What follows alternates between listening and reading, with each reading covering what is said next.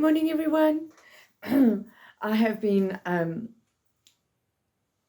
moving my space around. I have a wonderful workspace, but I've never actually felt like it was mine and cohesive. So I've bought some secondhand covers that need a good paint, and I'm learning a new paint technique. So I'm quite excited because it's an opportunity to create and it's just a lovely space. And I'm quite excited about that. Um, and I just realize how fortunate I am. So Deuteronomy 6, verse 5 to 7 says, and we're still on the subject of heritage. And we spoke about heritage in lineage with your children. Then we spoke about heritage in community, where the community affects what happens that go ahead. Your community, when you grow up, affected who you are, and what is part of your, how you work in a day. Deuteronomy 6, verse 5 to 7 says, you shall love the Lord your God with all your heart, all your soul, and with all your might. These words which I am commanding you today shall be on your heart. You shall teach them diligently to your sons and daughters, and shall talk of them when you sit in your house, and when you walk by the way, and when you lie down, and when you rise up. And all this piece of scripture is saying is, you shall love the Lord your God. Jesus said, when I was a prisoner and you fed me, you pleased me.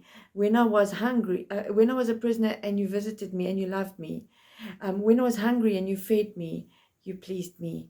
And his disciples said to him, but I did not do any of these things. You did not, you were never in prison. He said, when you do it to the least of these, you do it to me. And so this scripture actually kind of connects. It's an Old Testament scripture, but connects with the scripture where Jesus says these things.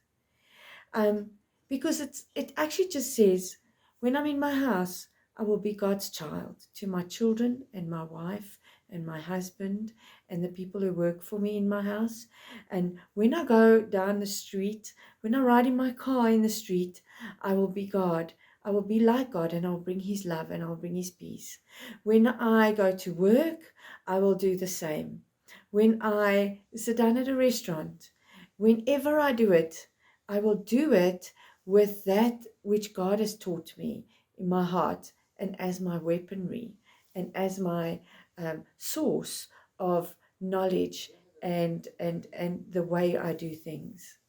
And this then breeds a heritage within our children. So we always got these things to say about the new generation and that. And I mean, when we were in the new generation, our fathers and mothers argued with us, and you people do everything wrong, and you people, you young people, it was one of my father's favorite things to say. My mother's actually favorite things to say. You young people don't understand.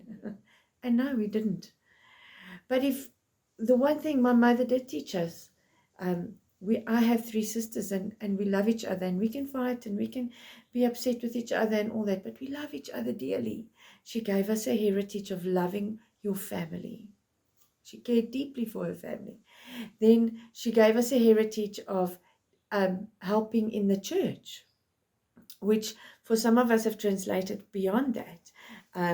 But all of us actually, because I have a sister who works. She's got a job, but she's got a friend who crochets blankets, and because she works in town, and when she sees somebody who needs something, they get a blanket, handmade with lots of little bits of things. I've got a sister who spends time playing her music in the church and working at the old age home with music and bringing them love and comfort that way.